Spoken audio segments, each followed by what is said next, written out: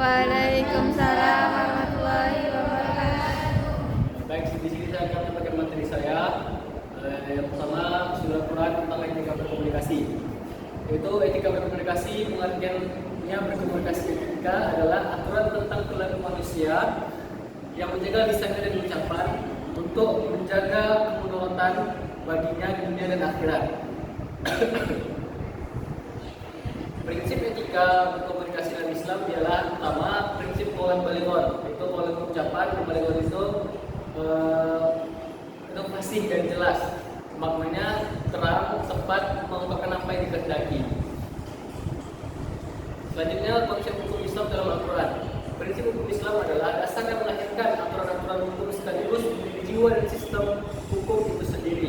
Prinsip ini tidak hanya berupa aturan normatif, juga mengandung nilai etis dan spiritual yang menjadikan hukum Islam hidup, berkembang, dan selalu relevan. Adapun prinsip hukum Islam yang pertama prinsip tauhid, yaitu ketaatan hanya menetapkan, yaitu semua manusia di bawah ketetapan Allah. Pelaksanaan hukum sebagai ibadah, menetapkan hukum sesuai Al-Quran dan Sunnah. Yang kedua prinsip keadilan, yaitu keadilan Al-Quran meliputi berbagai aspek kehidupan, modernisasi bukan karena Allah untuk taat, tetapi untuk kemaslahatan masyarakat. Yang ketiga prinsip amar ma'ruf nahi munkar, yaitu mendorong umat kepada kebaikan dan menjauhi dari kemungkaran. Selanjutnya studi Al-Quran dan relevansinya di kehidupan sehari-hari. Yang pertama pembentukan karakter dan moral. Yang kedua penyelesaian masalah sosial dan keluarga. Yang ketiga etika profesional dan ekonomi. Yang keempat ketahanan mental dan spiritual. Yang kelima pengelolaan media dan teknologi. Dan yang keenam kepemimpinan dan keadilan sosial.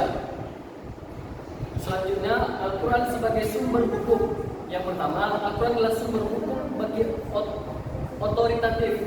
Dua, menekankan kejujuran, keadilan, dan kasih sayang. Yang ketiga, sunnah melengkapi dan menjelaskan Al-Quran. Yang keempat, metodologi tafsir penting untuk adaptasi zaman. Yang kelima, tantangan modern, sekularisasi, globalisasi. Dan yang keenam, membangun sistem hukum adaptif dan relevan. Selanjutnya, contoh hukum dalam Al-Quran.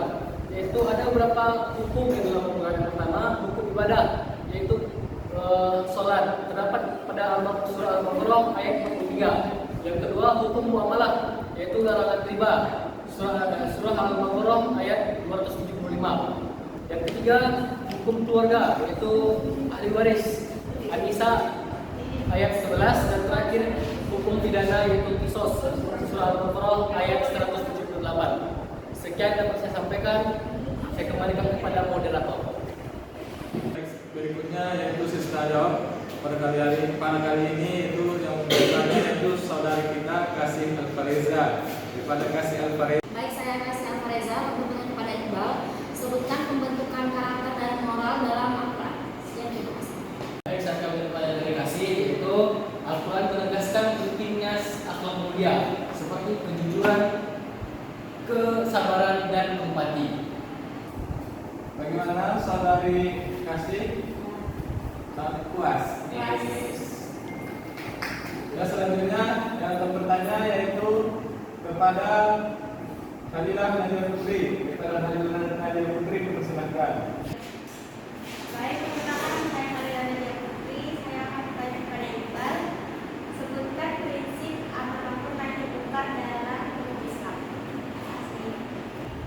Baik, saya akan bertanya dari Hadilah, yaitu mendorong umat kepada kebaikan atau nahi munkar, cegah keburukan, berfungsi sebagai social engineering dan kontrol penentu baik buruknya kondisi umat. Terima kasih. Bagaimana saudari Hadilah Nadia Putri? Ya, kita belajar ceritanya pada hari ini. Bagi pula materi pada yang disampaikan oleh saudara kita itu tentang bias. Kemudian mungkin ada sepatah dua kata penutup dari saudara kita Ibu Pertama Bias. Mari kita silakan. Sekian yang dapat saya sampaikan. Mohon maaf dari kesalahan. Assalamualaikum warahmatullahi wabarakatuh.